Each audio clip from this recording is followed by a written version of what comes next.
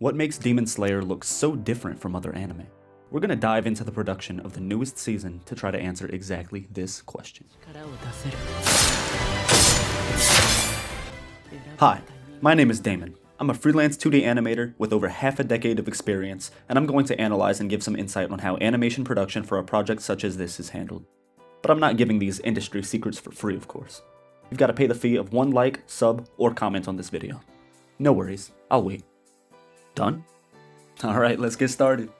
The first cut I'd like to analyze is credited to Nozomu Abe, a fantastic animator. This first cut begins with a bright light in the center of the screen to grab your attention.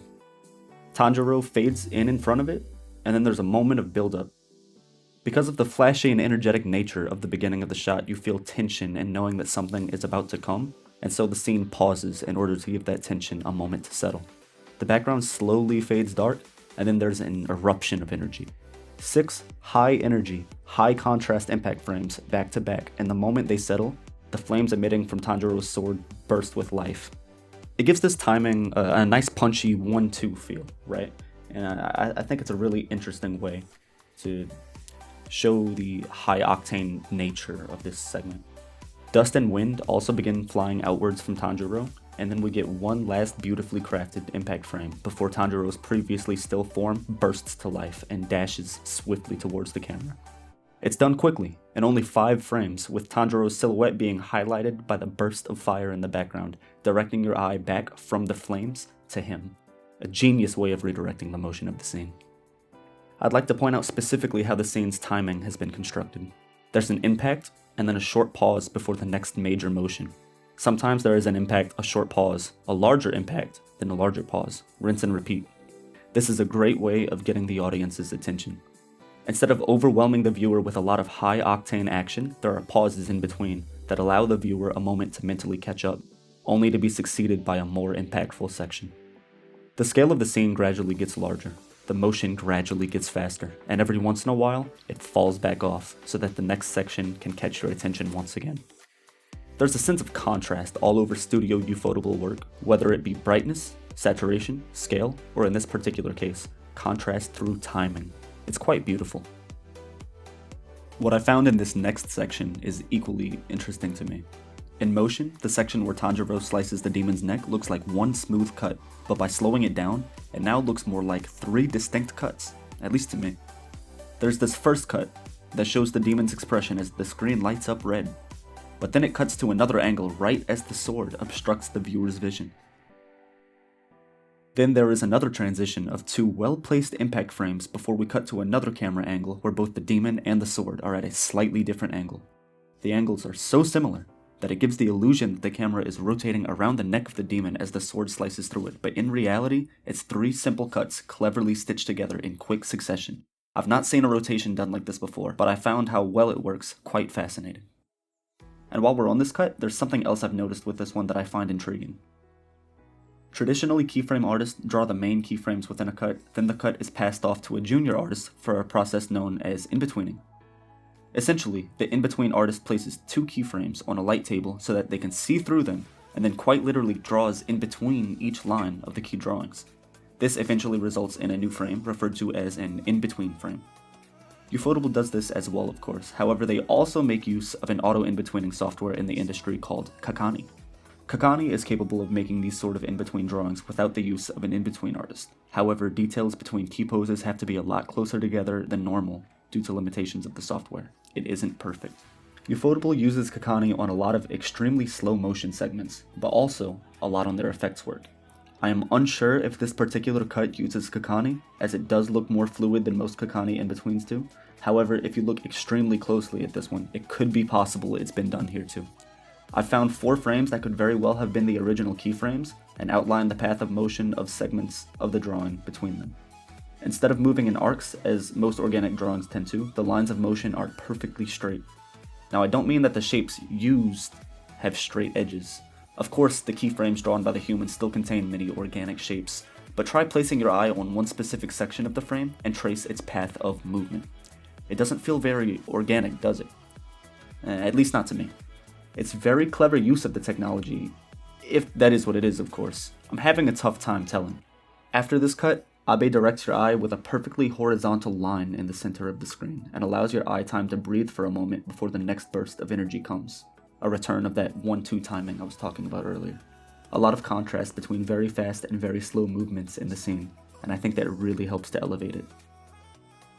And a shout out to the compositing team for the brilliant lighting. We'll delve more into that on this next scene. The scene I'd like to show this time is animated by Masayuki Kunihiro. However, I will be focusing a bit more on the compositing step of the scene rather than on the animation itself. This scene, just like before, draws the viewer's attention using similar stop and go timing. However, a lot of the beauty of Ufotable work is crafted through the vibrant, saturated colors, creating contrast against the desaturated, darker elements of the scene, and I think this section displays that beautifully. There's a lot of 3D tracking done in this scene to merge the constant use of 3D with the 2D characters. Ufotable's compositing is elevated above other studios partly because of their accuracy to proper cameras. They pay a lot of attention to when certain elements should be in and out of focus based off of their relation to the imaginary camera and said camera's focal length. You'll notice elements such as depth of field, motion blur, properly tracked textures, and even the blending of stock elements such as dust, smoke, and flames, amongst other things. One thing that I particularly enjoy is their 3D animation. Unlike other studios that have many times entered Uncanny Valley by attempting to mimic 2D animation techniques, Ufotable has opted to do the opposite. Their 3D is handled in the way that 3D should be, and is used to create segments that would be overly complex using traditional 2D methods. And their method of blending the two isn't by limiting the frame rate of the animation, but rather by treating the 2D elements as if they properly exist within that 3D space. It creates a look quite distinct to their studio, and for good reason.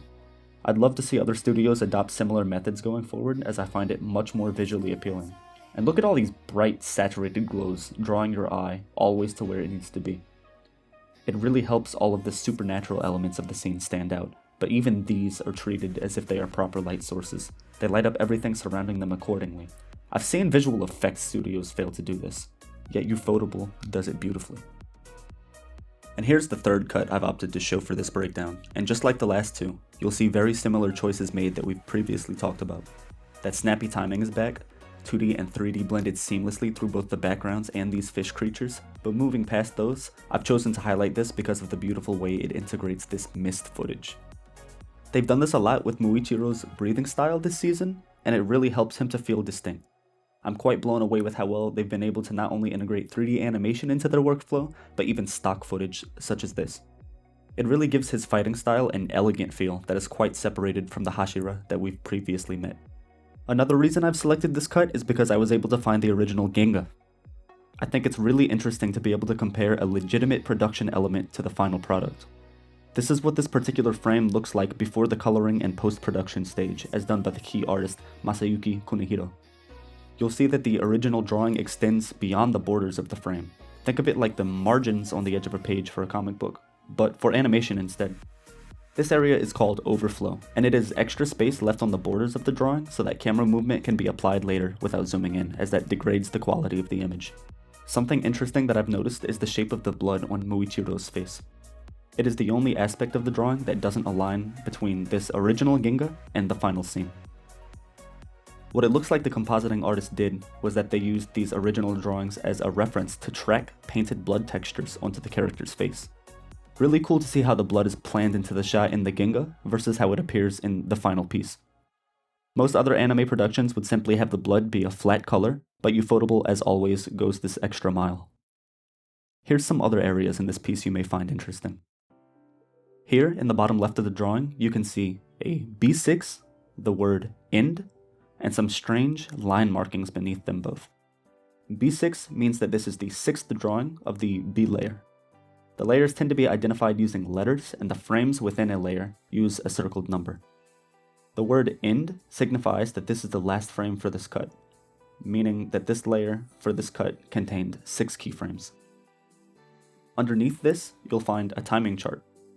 These are used by in-between animators, a role I mentioned earlier, in order for them to in-between a sequence to the key animator and director's vision.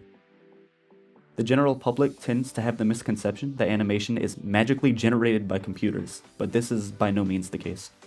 It is still drawn by hand, as it always was, although there are many cases nowadays where artists will use a graphics tablet as opposed to drawing on paper. But with this particular image, if you look at the texture contained all over this piece, these are clearly pencil strokes. This is a scanned image drawn with, you guessed it, good old pencil and paper. This method has gone nowhere. It is still widely used in anime production. Now I'd like to do a fun exercise that I've yet to see other animation breakdown videos do, and I think you guys might find it really interesting. I've traced over another frame from the first mentioned animator, Nozomu Abe, and I'm going to show how the compositing phase for this type of cut could be handled. Ufotable's compositing is top tier, and I am by no means expecting to create an image as high tier as the original footage. However, I do think this will be an interesting look at how compositing can alter a colored cell. You'll notice that every element is separated onto its own layer. There are no gradients or soft shading anywhere within this coloring. If I zoom in, you can even see that the art contains no anti-aliasing. It is pixelated. This gives the composite artist more control, as they can more easily select the colors of the elements to manipulate them in any way that they may need to. Any further details will be handled by said compositing artist. Now with that said, let's have some fun with this piece.